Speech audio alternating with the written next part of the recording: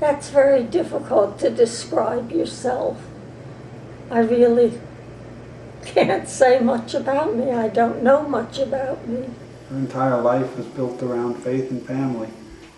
Always loved her family, that I knew. She's very loving, but she's also very no-nonsense. She was very loving and very caring and cared deeply for us. She was very devoted. She was a devoted wife. She was a devoted mother. She's loving. She's caring. She's supportive. Yeah, her family and her religion went hand in hand and came first, and she wrapped her whole life around both of them. A very strong woman. Very caring, runs deep. She's very strict, and then if the kids were scared, she used to scare me sometimes too. Like, oh, I better behave myself too. You knew where you stood with her. You couldn't really pull one over her because she laid it out for you right there. She was always grateful and thankful for anything she had or was given. We were close, and I think, I could talk to her about certain things. You could go to her for anything, and there was nothing that you couldn't ask. There was nothing you couldn't talk about with her. I know that if I needed to ask her or talk to her about anything, regardless of how uncomfortable or awkward it might have been, she would have given me the most honest and truthful answer, and I know that I can trust her response. She always backed us up. She always backed us up. I never had to worry about anyone not having my back because she was always there. She was always good about that. She would stand up for me.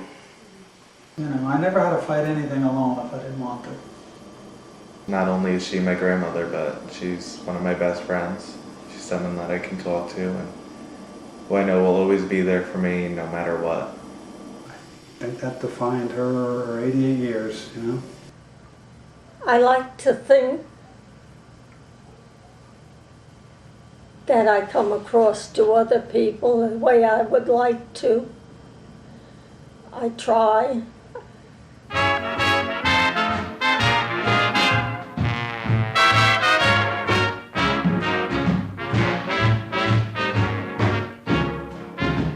You must have been a beautiful baby.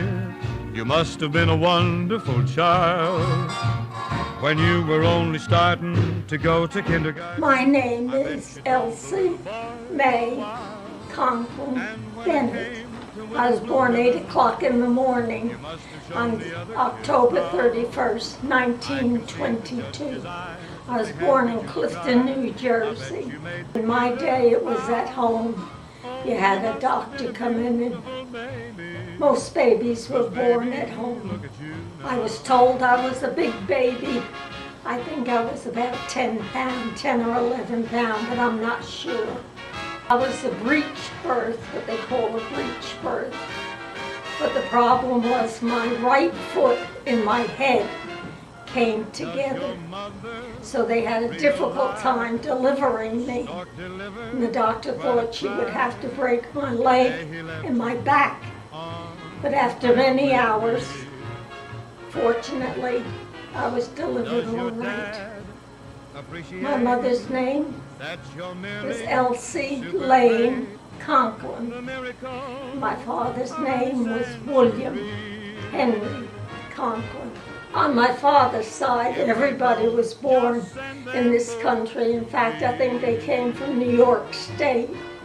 But my mother was English. She was born in Coventry, England.